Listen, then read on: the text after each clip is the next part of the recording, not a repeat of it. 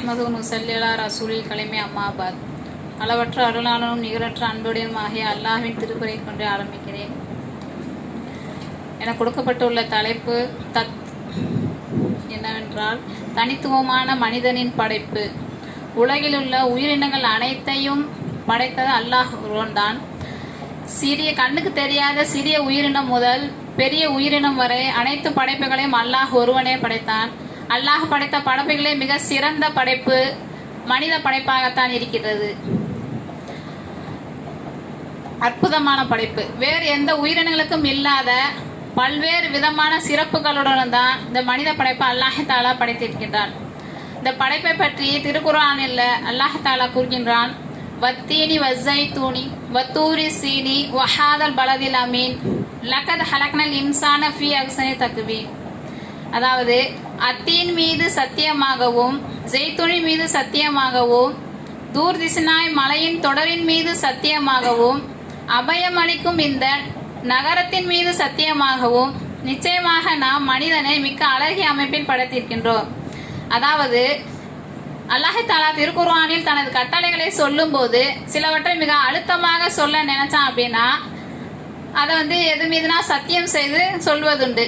அப்படிப்பட்ட செய்திகள் மிக உண்மையும் இருக்கும், அதுக்கான அத்தாட்சிகளும் அதில் இருக்கும். அப்படிப்பட்ட ஒரு செய்தியாகத்தான் அல்லாஹ் தஆலா இந்த மனித படைப்பை பற்றி குறிப்பிடுகின்றான். மனிதனை அழகிய அமைப்பில் படைத்திருக்கின்றான் என்று சொல்வதிலும் கூட ஒரு மறைப்பொருளை வைத்திருக்கிறான். அழகு என்பது கண்ணோட்டங்களை பொறுத்துதான் அமையுது. ஒருவருக்கு ஒரு இது பிடித்திருக்கும், அதே இது இன்னொருத்தருக்கு பிடிக்காம இருக்கும். அதாவது, அது நிறங்களா இருந்தாலும் சரி, குணங்களா இருந்தாலும் சரி, உடல் அமைப்புகளா இருந்தாலும் சரி, எதுலையா இருந்தாலும் சரி, ஒவ்வொருத்தர்களுக்கும் ஒவ்வொரு இதுவா இருக்கும். ஒருத்தருக்கு பிடிச்சது ஒருத்தருக்கு பிடிக்காது. ஒருத்தர் சொல்லுவாங்க இந்த இவ்வளவு அழகா இருக்கு அப்படின்னு சொல்லுவாங்க. ஒருத்தர் சொல்லுவாங்க அது என்ன அழகா இருக்கு அப்படின்னு சொல்லுவாங்க. ஒருத்தருக்கு இதை சமைச்சது நல்லா இருக்குன்னு சொல்லுவாங்க. இன்னொருத்தருக்கு இது என்ன சமைச்சிருக்கு அப்படின்னு சொல்லுவாங்க. அப்படின்னு நிறங்கள்ல மட்டும் இல்ல, வடிவமைப்புகளும் எல்லாமே மாறுபட்டு தான் இருக்குது. மனிதன் அழகானவன் தான் அழகிய வடிவத்தில் படைக்கப்பட்டிருப்பான். உச்சந்தலை முதல் உள்ளங்கால் வரை இருக்கக்கூடிய அனைத்து உறுப்புகளுமே மனிதனுக்கு பிரயோஜனமாக உள்ள உறுப்புகள் தான். அதாவது, நமக்கு படைச்ச அந்த உறுப்புகள்ல ஒரு உறுப்பு இல்லைன்னா கூட அந்த உறுப்பை கொண்டு செய்ய வேண்டிய காரியங்கள் செய்ய முடியாம போயிடும். அப்ப நமக்கு படைச்ச உறுப்புகள் அனைத்துமே நமக்கு பயன்படக்கூடியதா தான் இருக்குது. நம்மளை அல்லாஹ் தஆலா நம்மளோட அம்மா வயிற்றுல 3 இருள்களுக்கு உள்ள வைத்து தான் படைச்சான். அதாவது லேசா சும்மா சாதாரணமா இல்லை, அது உள்ளுக்க இருக்கும். சாதாரண இருட்டில் நம்ம இப்போ கரண்ட் போனாவே பயப்படுறோம். ஆனால் நம்ம அம்மாவோட வயிற்றுக்குள்ள இருக்கும்போது எந்த வெளிச்சமும் இருக்காது, எந்த இதுவுமே இருக்காது. அப்படிப்பட்ட உள்ள 3 இருள்களுக்கு தாண்டி தான் நம்மள வளைச்சிருக்கான். எப்படியாப்பட்ட படைப்பு அல்லாஹ் தஆலா நம்மளை படைச்சிருக்கான் பாருங்க. 1400 வருடங்களுக்கு முன்பாக மனிதனை பற்றி அறியாத அந்த காலத்து சூழ்நிலை கூட கருவறையின் தத்துவத்தை சொன்னதுதான் திருக்குர்ஆன். இன்று விஞ்ஞானம் கூட அறிவியல் செய்தி அன்றே அறிவித்திருக்கிறது திருக்குர்ஆன். மனிதன் விலை மதிப்பற்றவன் தான், அவன் தனித்தவனும் கூட. இந்த உலகத்தில் பிறக்கும் ஒவ்வொருவரும் ஒரு விஷயத்தில் தனித்தன்மை கொண்டவர்களாகவே தான் படைக்கப்பட்டிருக்கிறான். எல்லா வகையிலும் ஒத்து போகின்ற இரட்டை பிறவிகள் கூட ஏதாவது ஒரு விஷயத்துல மாறுபட்டிருக்காங்க. அதாவது, ஒரு தாய்மார்களுக்கு இரட்டை குழந்தை பிறக்கும், அதாவது 3 பிறக்கும். உருவத்துல பார்த்தாலும் எதுல பார்த்தாலும் ஒரே மாதிரி ஹைட்ல இருந்தாலும் சரி, கலர்ல இருந்தாலும் சரி, எல்லா இதுலயுமே ஒரே மாதிரி தான் இருக்கும்.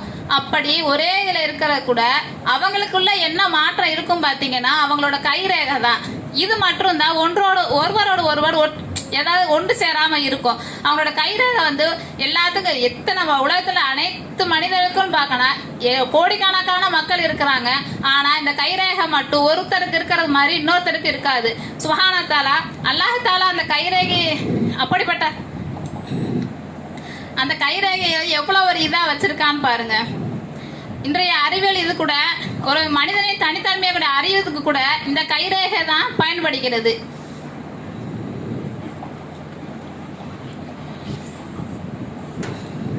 மனிதன் மரணம் அடையக்கூடியவன் தான், இருந்தாலும் மறுமை நாளில் அவன் மீண்டும் உயிர்ப்பிக்கப்படுவான். அப்போது அவனது நன்மைகள் தீமைகள் அதற்கேற்ப அவங்களுக்கு சொர்க்கம் நரகம் பரிசாக வழங்கப்படும். இறந்த பிறகும் அடக்கம் செய்யப்படும் மனித உடல் சில மாதங்கள்ல மண்ணோடு மண்ணாக மக்கி போயிடும். அப்படிப்பட்ட மனிதனை மீண்டும் எப்படி உருவாக்கப்படுவாங்க அப்படின்ற கேள்வி இப்ப மட்டும் இல்ல, அப்பத்துல இருந்தே இருக்கு. எப்படி நம்ம தான் மரணிச்சிட்டோமே, நம்மளோட எலும்புலாதான் எல்லாமே அழிஞ்சு போச்சு, உடல்லாம் அழுகி போயிருச்சு, எலும்பெல்லாம் போயிருச்சு, அப்படி எப்படி அல்லாஹ் தஆலா எழுப்பி எப்படி இது பண்ணுவான் அப்படின்ற கேள்வி அப்ப மட்டும் இல்ல, இப்போ வரைக்கும் இருக்கு. அருள்மறை திருக்குர்ஆன் இதற்கு இவ்வாறு பதிலளிக்கிறது. இறந்து உக்கி போன மண்ணாய் போன அவனுடைய எலும்புகளை நாம் ஒன்று சேர்க்க மாட்டோம் என்று மனிதன் எண்ணிக்கொண்டிருக்கின்றானா? அல்லாஹ்வின் தூதர் அருமை நாயகம் ஸல்லல்லாஹு அலைஹி வஸல்லம் அவங்க சொன்னாங்க, மனிதனின் உடல்ல எலும்பு ஒன்று உள்ளது, அதை பூமி ஒருபோதும் புசிக்காது, அதை வைத்து மீண்டும் மறுமையில் அவன் படைக்கப்படுவான் அப்படின்னு சொல்லி இருக்கிறாங்க. அப்ப அங்க உள்ள தோழர்ங்க கேக்குறாங்க, யா நபி ஸல்லல்லாஹு அலைஹி வஸல்லம், அந்த எலும்பு எந்த எலும்புன்னு உங்களுக்கு தெரியுமா அப்படின்னு. அதுக்கு நபி ஸல்லல்லாஹு அலைஹி வஸல்லம் அவங்க சொல்றாங்க, அந்த எலும்பு தான் உள்வால் எலும்போட நுனி அப்படின்னு சொல்றாங்க. அந்த உள்வால் எலும்போட நுனி வந்து ரொம்ப பெருசாலாம் இருக்காது, அந்த எலும்பு இவ்வளோண்டு தான் இருக்கு, சின்னதா தான் இருக்கும். ஆனா அந்த எலும்பு அவ்வளோ சக்தி பெற்றதா அல்லாஹ் தஆலா வச்சிருக்கான். ஜெர்மன் விஞ்ஞானி ஒருவர் வந்து அந்த உள்வால் எலும்பை வந்து தீவிரமா ஆராய்ந்து பார்த்தார். அதனை பல ஆயிரம் டிகிரி வெப்பத்தில் எரிக்கவும் செஞ்சாரு. வீரியமிக்க அமிலம் கலவை கொண்டு அதை கரைக்கவும் செஞ்சு பார்த்தாரு. ஆனா அவரால் அந்த எலும்பு கொஞ்சம் கூட ஒண்ணுமே பண்ணவே முடியல. அப்படிப்பட்ட சக்தியை உள்ளதான் அல்லாஹ் தஆலா நம்ம இதுல படைச்சிருக்கின்றான். அந்த இதுல கூட சிறு மாறுதல கூட அவங்களால இது பண்ண முடியல. ஆராய்ச்சியின் முடிவை திருக்குர்ஆன் வார்த்தைகளை உண்மைப்படுத்தி உலகத்திற்கு அறிவிச்சாரு. இப்படி எத்தனையோ அத்தாட்சிகளை கொண்டு அற்புத படைப்பாக தான் மனிதன் அல்லாஹ் தஆலா படைத்திருக்கின்றான். சிந்தித்து பார்க்கும் மக்கள் அவங்களுக்கு சிரம் பணிய வேண்டாமா?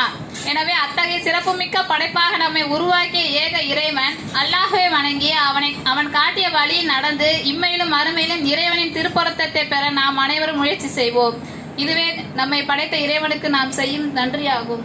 வாஹிர் தஅவானா அல்ஹம்துலில்லாஹி ரப்பில் ஆலமீன். அஸ்ஸலாமு அலைக்கும் வரஹ்மத்துல்லாஹி தஆலா வபரகாத்துஹு. வலைக்கும் ஸலாம் வரஹ்மத்துல்லாஹி தஆலா வபரகாத்துஹு. தனித்துவமான சிறப்பு வாய்ந்த மனித படைப்பு என்பதை